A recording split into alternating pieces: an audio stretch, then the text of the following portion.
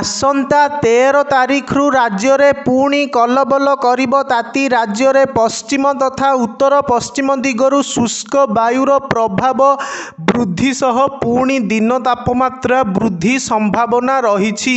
ଏମିତିକି କିଛି ଆଭ୍ୟନ୍ତରୀଣ ଏବଂ ପଶ୍ଚିମ ଓଡ଼ିଶାରେ 40 ଡିଗ୍ରୀ ଛୁଇଁବା ସମ୍ଭାବନା ରହିଛି ବୋଲି ପାଣିପାଗ ବିଭାଗ ପକ୍ଷରୁ ସୂଚନା ଦିଆଯାଇଛି। ତେବେ ଆଜି ସକାଳୁ ସକାଳୁ ରାଜ୍ୟର ବିଭିନ୍ନ ଅଞ୍ଚଳରେ ହାଲୁକା ବର୍ଷା ଲାଗି ରହିଛି। ବଲାଙ୍ଗୀର, ନୂଆପଡ଼ା ଏବଂ ବରଗଡ଼ ଜିଲ୍ଲାର କିଛି ଅଞ୍ଚଳରେ ହାଲୁକା ବର୍ଷା ହୋଇଛି। ଫଳରେ ତାତିରୁ ଆଶ୍ୱସ୍ତ ହୋଇଛନ୍ତି ବଲାଙ୍ଗୀରବାସୀ। ସେହିପରି ନୂଆପଡ଼ାରେ କାଳବୈଶାଖୀ ପ୍ରଭାବରେ ବର୍ଷା ହୋଇଛି। ଆଜି ରାଜ୍ୟର ବିଭିନ୍ନ ଜିଲ୍ଲାକୁ ବିଜୁଳି ଘଡ଼ଘଡ଼ି ସହ ବର୍ଷା ଜାରି କରିଛି ପାଣିପାଗ ବିଭାଗ।